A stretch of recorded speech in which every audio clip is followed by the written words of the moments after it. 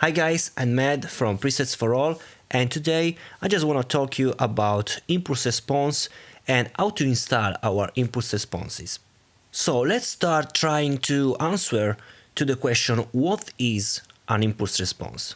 An impulse response is a simply very short file with WAV extension, and basically this is an impulse, of course, and this includes a cabinet, a speaker built inside the cabinet, a microphone placed in front of the speaker, and the specific placement of the microphone, off axis, on the center, on the edge, etc, etc. So inside this very short impulse file there is these four kind of information. So again, cabinet, speaker, microphone placement. So now, how to use this impulse and why this is very important to use an impulse response? Well, since this impulse response includes all this information, you have to use like a cabinet. So you have to think that this impulse is your cabinet and of course microphone and microphone placement. So you have to place this impulse immediately after the amplifier, and instead of your cabinet, you have to bypass the cabinet maybe in your software. So let's try to understand how to load this impulse response. Now I'll show you here in my Presonus software. I can open a guitar track, of course. I can name it guitar routing. It's an audio track, one track, okay. Now here, this is an audio track. I've created an audio track, but this is empty. So I have to load an amplifier. Now I'll show you only with an Ampsim, so not with a real amplifier. Maybe in a second video, I'll show you how to use impulse response with a real amplifier. Today, I'll show you only with an Ampsim. So let's use maybe the emissary. Let's try to search it. Okay, from Ignite. This is a really great Ampsim. This is the Ampsim of the real emissary amplifier. So this is your amp, and you can already play with this amplifier. Let me show you.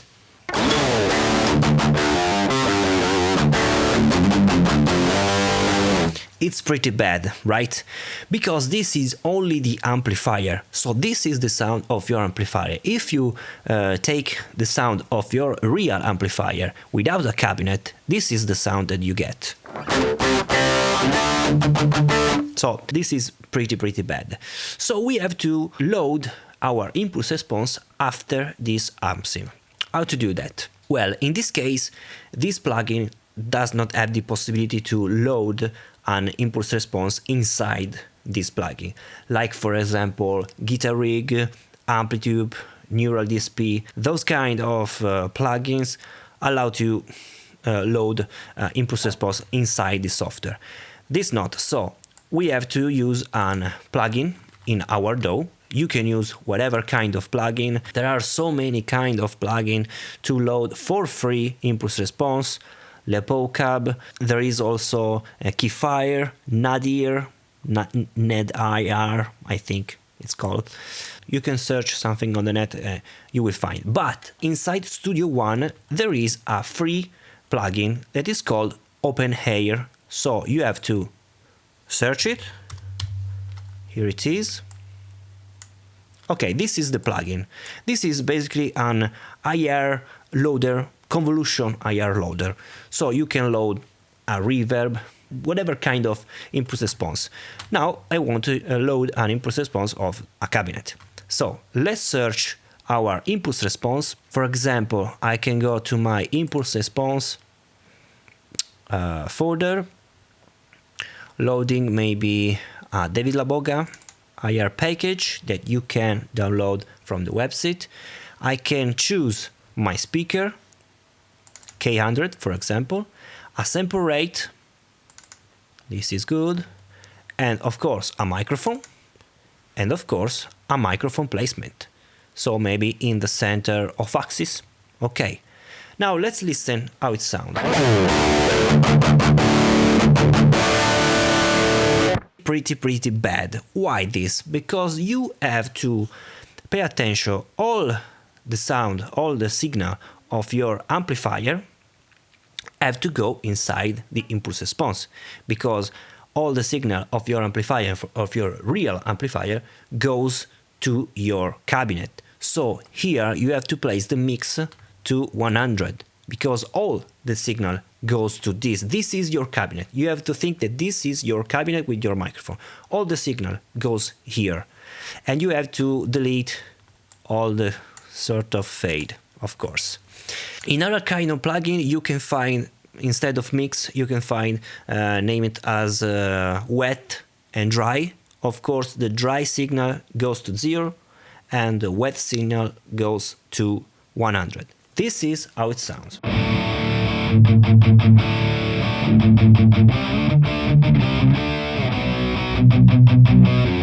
Now I can also brighten up a bit. More treble, lead master, depth, presence.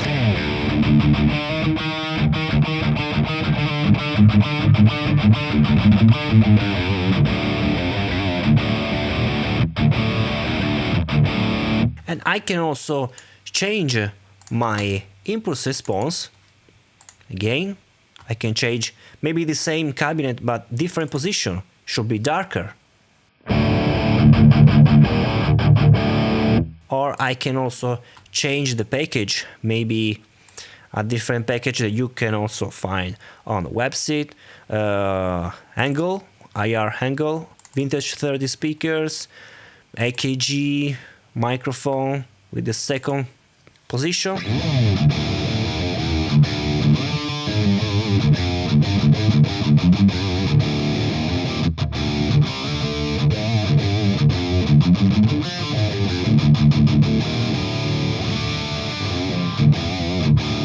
Be sure to place the impulse response IR loader plugin, for example, always before the modulation effect and after any kind of amplifier. I show you now how to load an impulse response, maybe in a Guitar Rig software. So let's delete this. Let's find the new Guitar Rig 6 software. Okay, let's load maybe the first preset. Okay, so this is how it sounds.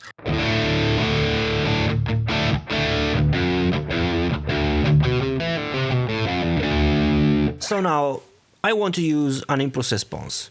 I have to bypass or delete this cabinet, so I can bypass the cabinet, and I have now to load the impulse response with the IR loader of Guitar Rig, which is the IR loader. If you go to components and go to cabinet section, you cannot find any IR loader. These are cabinets of Guitar Rig. So you have to go to reverb and go to reflector, drag and drop here after the amplifier, but before any other kind of pedal. Now there is an EQ, could be a delay, could be a reverb, before that modulation effect. Okay, now I can choose and search again with OpenIR, and I can choose maybe our IR Mesa impulse response with the Audio-Technica microphone, maybe this placement. Okay, and now again, this is the sound. Pretty bad and pretty clipping. Why? Because here, as you can see, there is the dry signal that is at 1 or 100%. You have to go with the dry signal to 0 and keep only the wet signal, okay? And this is how it sounds.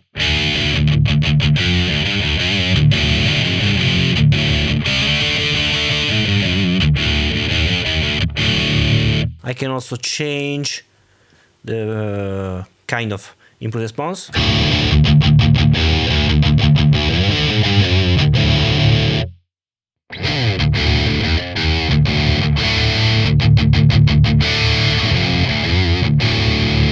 So now you can use our impulse response in your DAW with an higher loader plugin or inside another plugin using the higher loader of that kind of software. I'll see you in the next video. Bye.